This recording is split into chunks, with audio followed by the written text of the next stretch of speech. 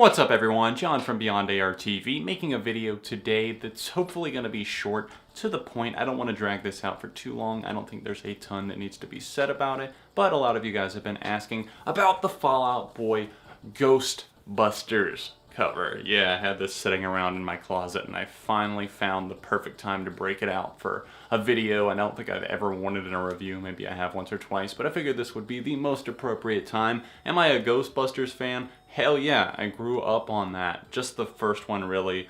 Bill Murray, Dan Aykroyd, the classic crew right there.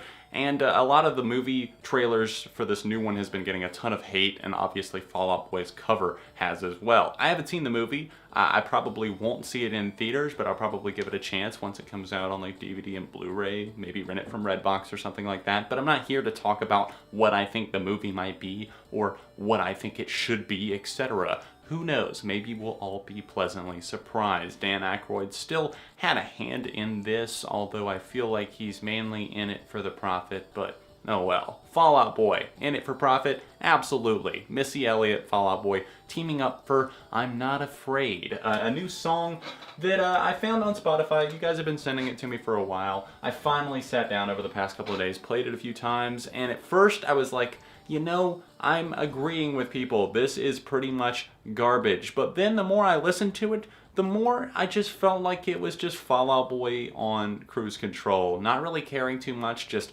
putting in that time in the studio. Sounds like maybe they did it in like 1 or 2 takes. Patrick really sounds pretty good on the vocals here. It's just that there's not much going on. It's very repetitive. Joe's little guitar thing going on. Yeah, it definitely does call back to like maybe your original Ray Parker Jr. Ghostbusters song in a way. It's supposed to be like a new one with some callbacks to the old one. And I honestly don't see why people are so up in arms. I mean, what do you expect from Fall Out Boy at this point? I listened through American Beauty, American Psycho, and honestly at this point, I feel like it's kind of like an affair or just a spring fling or something like that. You have fun with it at first and you're like, oh, this is great. And then you think about it later, and maybe in this case you listen to it later and you're like, wow, this is easily probably Fall Out Boy's just most bland work to date. Even though there's some fun there, there's some catchy hooks, how much substance is there? Practically none, and that's why I haven't really found myself coming back to it.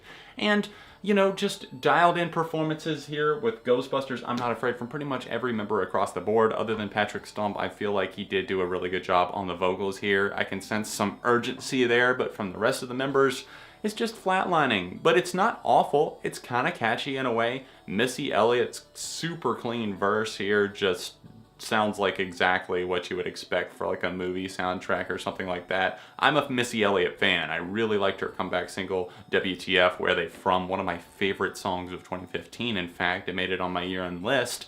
Yeah, not doing the job here. It's just a very boring track, and what I'm getting down to is Fall Out Boy. And what are they about at this point? Are they commercial? Absolutely. And have they sold out? They sold out so long ago, and that is one of the biggest hang-ups that I have with them. I try to listen to Fall Out Boy and it's like half the time you can't even see past all of their merch that they're pushing, or just the attitude of the band at this point and how it feels like they're in it for the money rather than just being in it for themselves. Even when they first came back, it still seemed like there was some energy there with Save Rock and Roll. And then they crank out another album so fast, a remix album, trying to make a little bit more cash off of that. And whatever else they can put out there. I googled Fall Out Boy merch, and obviously their Go merch account is the first thing that pops up. And I'm looking through their web store here, and I'm seeing all these items that they have. Okay, we got 25 t-shirts. This is a band. Okay, keep in mind this is a band here that we're looking up. Alright, bands, they make music. Okay, so where is the music section for Fall Out Boy? Oh, here it is. There's a picture of a vinyl record right here. Let's click on that. That should be promising. It says 4 next to it. Wait. There's only one item in the store. What the fuck? And what is it? The American Beauty, American Psycho CD. But they conveniently have, seems like a little bit of everything else. There's 19 different accessories to choose from, which is incredible. I could buy a set of Fall Out Boy bobbleheads for $50. I mentioned that in my Problems I Have With video, the fact that that was coming on to pre-order. You can just pick these up right now. They just look super high class. Yeah, really well made. Definitely, definitely about $2 worth of material there tops. So $48 a pop, Fall Out Boy, for profit. That's fantastic. That's a great turnaround there. You guys have a lot of extra cash in your pocket right now, I'm sure. Oh, a lapel set, $10. A custom cruiser deck for your longboard, $149. Wow. I mean, just to put Fall Out Boy's logo on it, the price just goes up like that. I mean, I only paid $149 for my longboard, period. You know, all the fans would love some of the albums repressed on vinyl, so maybe we didn't have to go to eBay, see what we could possibly drum up if we go on over to ebay.com, type in Fall Out Boy vinyl. I guarantee you that the cheapest thing you're gonna find is Folie à Deux, because it's still currently in print. You look up Fall Out Boy vinyl. I've been trying to buy some of this stuff for a very, very long time. Oh, there you go. Unplayed Infinity on High, normal vinyl record, cost what, 20 to 30 bucks. Now, a lot of things, especially for popular bands, get repressed, especially with the resurgence of vinyl. But no, this is the original pressing, and that's pretty much all we have, $249. Oh, you want to buy from under the cork tree?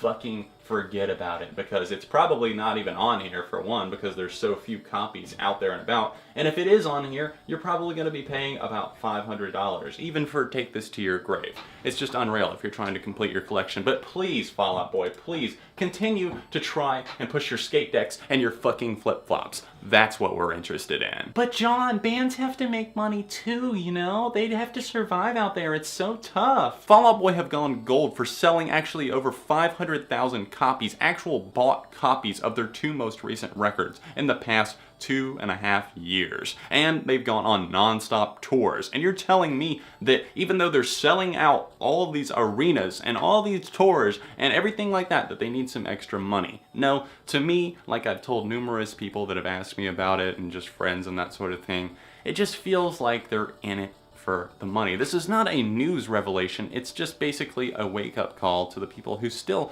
don't seem to realize that this is treated like a business, not a band. And I feel like Patrick, honestly, I'm a big fan of him. He seems like the nicest dude, I swear. I listen to their old stuff, I have a lot of fun with it, I'm not saying that, and I obviously have several of their CDs and one of their records on vinyl. Two of their records I actually have on vinyl, and I'm still a fan. That's basically the end of the summation there for anyone trying to argue with me and saying, you just hate Fall Out Boy, you just think they make shitty music. No, absolutely not. Have you guys ever watched my videos? The main backdrop has like 2 Fall Out Boy posters back there. What I'm saying is that it's getting annoying to be a Fall Out Boy fan, because I'm tired of having to say, oh, you know, they're not that bad, but then, you know, it's all this stuff, it's just like, there's fan service. Is there? Like, no, there's really not, because what fans actually seem to want, especially the diehard fans, you could probably hook them up with pretty easily. I would even pay like 40 bucks for a repressing of From Under the Cork Tree, the